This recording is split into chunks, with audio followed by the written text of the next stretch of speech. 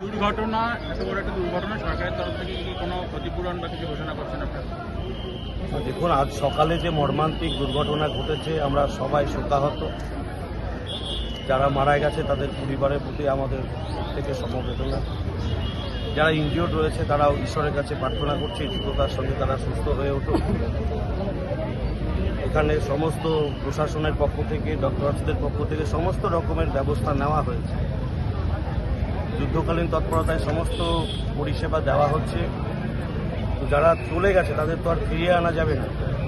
সরকারের পক্ষ থেকে অবশ্যই ঘোষণা করা হয়েছে, আপনারা জানেন, রেল মন্ত্রকের পক্ষ থেকে 10 লক্ষ টাকা এবং আমাদের মাননীয় মুখ্যমন্ত্রী শুভেন্দু অধিকারী মহাশয় তিনিও রাজ্য সরকারের পক্ষ থেকে 5 লক্ষ টাকা ক্ষতিপূরণ ঘোষণা করেছেন। এবং যারা ইনজিওর্ড তাদের রাজ্য সরকারের পক্ষ থেকে সম্পূর্ণ দায়িত্ব নেওয়া হয়েছে তাদের সুস্থতার জন্য। সঙ্গে সেন্ট্রাল গভর্নমেন্টের পক্ষ থেকেও তাদের 2.5 লক্ষ টাকা ঘোষণা করা হয়েছে। যারা আহত হয়তো তাদের পরিবারের কাছে আমরা তো তাদের সন্তানদের আর ফিরিয়ে দিতে পারবো না।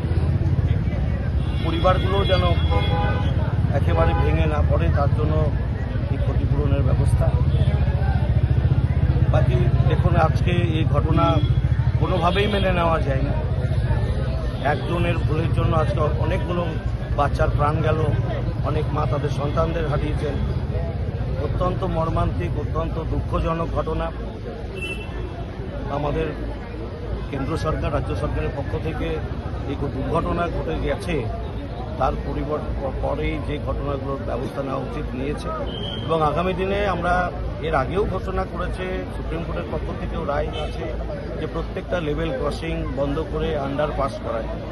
অনেকবার এই ধরনের ঘটনা ঘটেছে, তো সেই ঘটনা যেন আগামী দিনে না ঘটে তার জন্য রেলের পক্ষ থেকে আন্ডারপাস দ্রুততার সঙ্গে নির্মাণ হচ্ছে। আগামী দিনে এগুলো হয়ে গেলে দুর্ঘটনা, আমরা চাই না দুর্ঘটনা ঘটুক, কারো পরিবার থেকে কেউ চলে যাক, এটা কেউই চাই না। তাই আমরা চেষ্টা করব আগামী দিনে যত দ্রুততার সঙ্গে সম্ভব এই আন্ডারপাসগুলো যেন হয়ে যায়, তাহলে এই ধরনের দুর্ঘটনা এড়াতে পারব।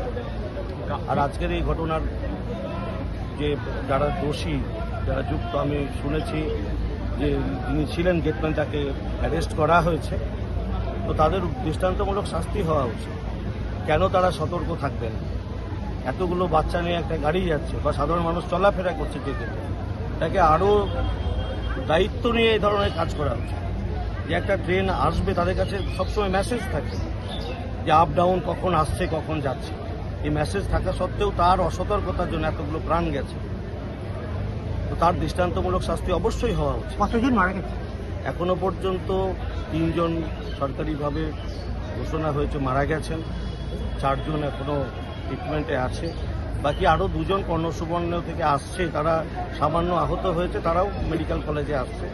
যদি তাদের কোনো ট্রিটমেন্ট প্রয়োজন হয় এখানে আরও ভালোভাবে তাদের ট্রিটমেন্ট করা হবে।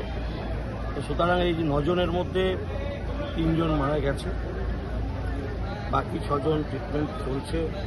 ডক্টরসদের পক্ষ থেকে আশঙ্কা করা হচ্ছে 2 জন গুরুতর আহত।